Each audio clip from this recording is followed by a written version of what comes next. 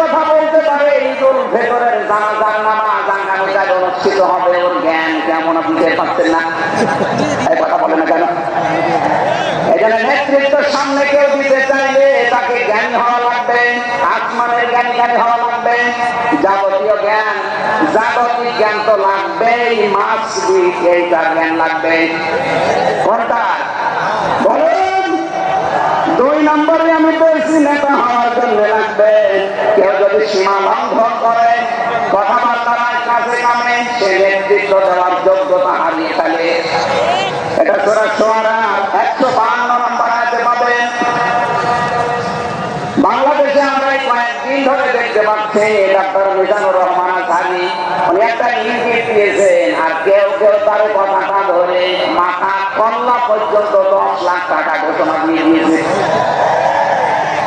আপনার এত টাকা যে একটা মানুষের মাথার দাম আপনি 10 লাখ ঘোষণা দিয়ে দিলেন, তার আপনি একজন পীর।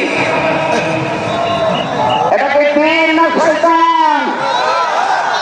দুদককে বলবো যারা 10 লাখ টাকা মানুষের মাথা ঘোষণা দিতে পারে তার টাকা আছে কত আপনারা খোঁজলেন?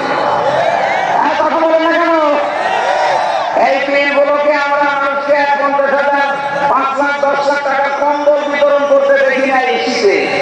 তারা মানুষের মাথা চায় 10 লাখের বিনিময়ে। কি হয়েছে? যে একটা অসংলগ্ন কথা বলেছে এই কারণে। আপনি 2 ঘন্টা কথা বলেন তো আমি আপনার 50টা ভুল ধরবো। আমরা 1.5 ঘন্টা 2 ঘন্টা কথা বলে একটা স্লিপ অফ টাং হলে সেইটা নিয়ে এই যে কেরামান কাতুরিন উনি একটা কি বলতেছে বলে ভেবেছে। আর ভাই আমাদের বয়স কত? আমার বয়স এখন 33, মিজান ভাই আমার 5 বছরের বড় মাত্র। এই সব মিলে নাই তার 38-40 বছর হবে। এখনো তো নবুয়তের বয়সে আমরা পাইনি। কথা বলে না কেন? নবীকে আমার 40 বছরের আগে নবুয়ত দেয়। আমরা তো সে বয়সে এখন মানে পার হতে পারিনি। 2-1টা কথা এদিকে দিয়ে হলে আপনারা মাথা 10 লাখ টাকা, মাথা কি এত ফ্রি বলেন?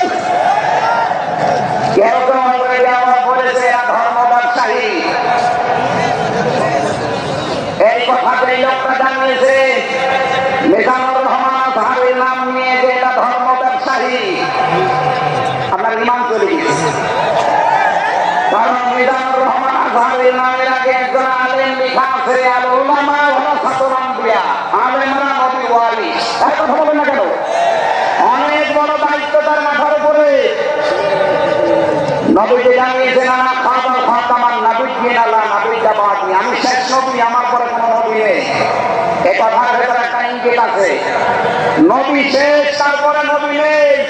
অথচ আদম নবী থেকে শুরু করে হযরত ঈসা নবী পর্যন্ত আমরা দেখেছি এক নবী শেষ হওয়ার পরে আর এক নবীর উপরে সেই দায়িত্ব এসে পড়ত। উম্মতের দায়িত্ব ভার নবীরান্বিত, কিন্তু এখন তো নবী নেই। যেহেতু ওনার ঘোষণা আমার পরে আর কোন নবী নেই, আমি শেষ নবী, এই হিসাবে নবীজি জানিয়েছেন আল উলামা ওয়ারাসাতুল আম্বিয়া, আমি থাকবো না কিন্তু আলেম থাকবে, এরা আমার ওয়ারিস, এরা আমার স্থলাভিষিক্ত। নবীর উপরে কথা বললে যেমন আমল আখলাক নষ্ট করে দেয়, আলেমদের বিরুদ্ধে আলেমদের উপরে কারো যদি কথা কয় তার পেছনে আমরা সব নষ্ট করে দেব। কখন যে নষ্ট হয়ে যাবে আপনি টেরও পাবেন না। এই জন্য সীমা লঙ্ঘন করা যাবে না, কথা এবং আচরণে আপনারা সাবধান থাকবেন। যারা এই সীমা লঙ্ঘন গুলো করছেন, কাদের ইঙ্গিতে করছেন আমরা কিছু জানি।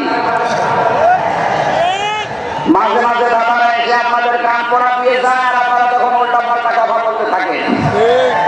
কেউ না জানলে দেশের আলেমরা কিন্তু আগেই টের পায়।